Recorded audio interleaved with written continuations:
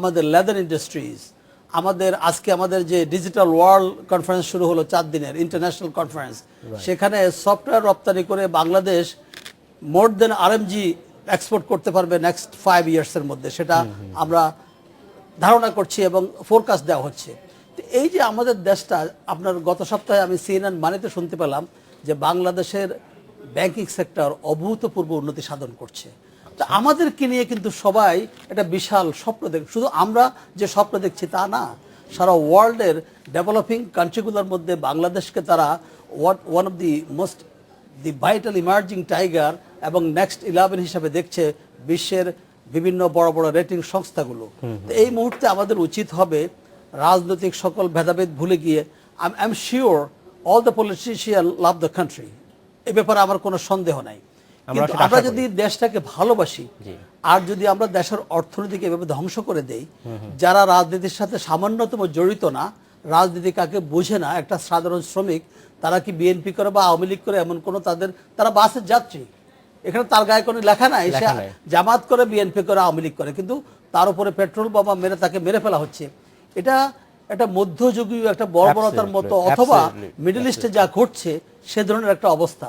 তা আমরা অর্থনৈতিক খাতে যারা কাজ করি, এমনি সাহেব যে বললেন আমরা তো এটার বাইরের লোক, কিন্তু একটা কথা আমি আপনাকে বলি, there is something call in this world now the political economy. Economy কিন্তু পলিটিক্সের বাইরে না। আপনার দেশে যদি পলিটিক্যাল স্টেবিলিটি না থাকে, আপনার অর্থনীতি আগাবে না। সেই জন্য আমাদের আজকে এই আপনাদের মাধ্যমে সবার প্রতি অনুরোধ থাকবে, আসুন আমরা সকল প্রকার ভেদাভেদ ভুলে গিয়ে আমরা আমাদের দেশটাকে রক্ষা করি প্রথমে, তারপরে তো তারপরে আমরা শিখব। ধন্যবাদ জনাব চৌধুরী। জনাব শামীম চৌধুরী, আপনার কাছে আরেকটি হরতাল অবরোধের বাইরে একটা অন্য বিষয় আপনাকে জানতে চাচ্ছি যে আমরা এই মুহূর্তে আমরা জানি যে বাংলাদেশের ব্যাংকগুলোতে 1,00,000 কোটি টাকা অলস অর্থ পড়ে আছে, আমাদের বলা হচ্ছে এটা।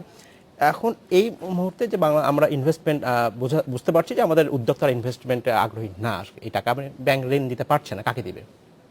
এর মতো অবস্থায় বিদেশ থেকে আমাদের দেশে এন্টারপ্রেনাররা আবার লোন নিচ্ছেন। এইটা কি ব্যাংকিং সেক্টরের জন্য একটা নতুন চ্যালেঞ্জ কিনা আপনার কাছে মনে হচ্ছে?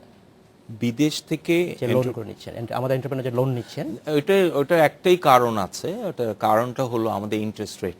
Exactly it is the interest rate which is very high compare to, আমরা যদি আশেপাশের দেশের কথা বলি, সেখানে ইন্টারেস্ট এত হাই না, লেন্ডিং রেটস আর হাই।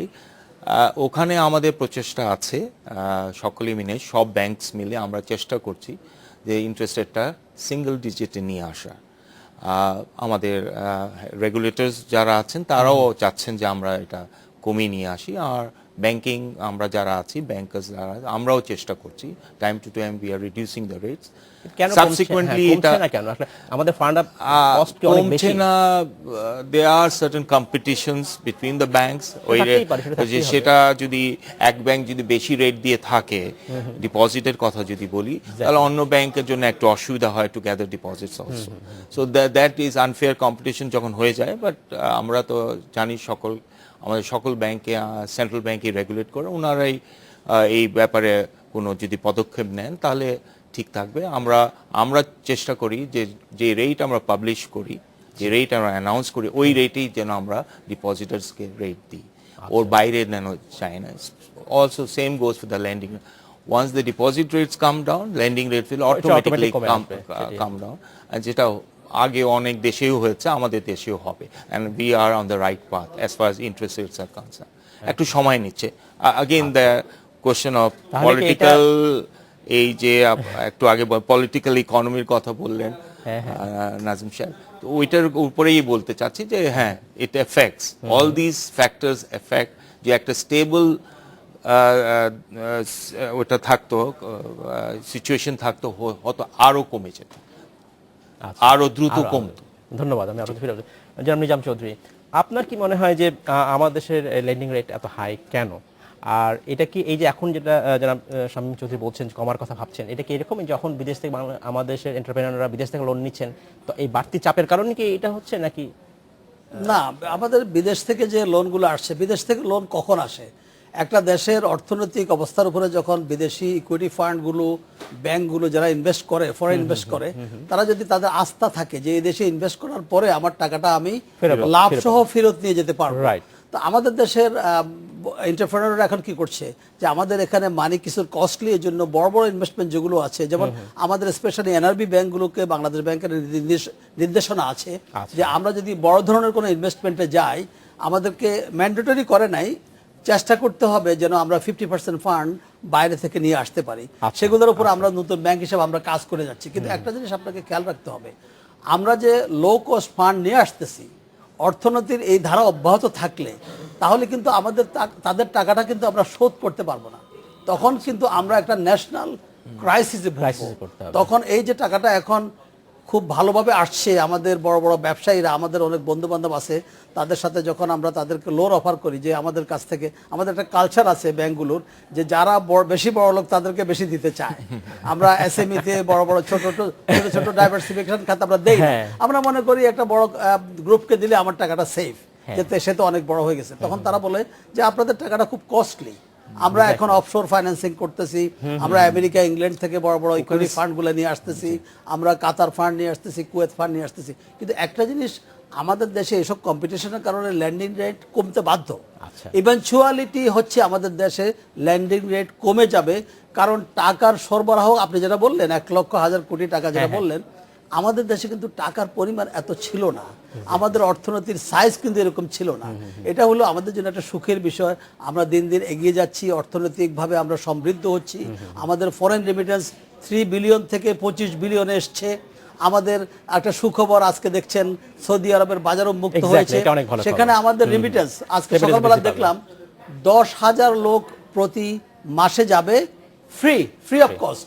আমরা আশা করব সেটা যাবে এবং this is the one of the most revolutionary পদক্ষেপ আমি মনে করি।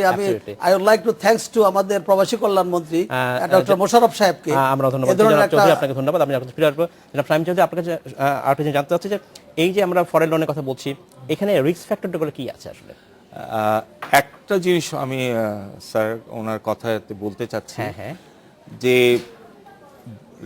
বিদেশি যারা ইনভেস্টার্স, ওরা কিন্তু ওই বড় ক্লায়েন্টসদেরকেই ধরে, they are not going for smaller clients. তো ওরাই পায় এই লোন, ফরেন কারেন্সি লোন ওনারাই পায়, and at a very low cost of low rate of interest.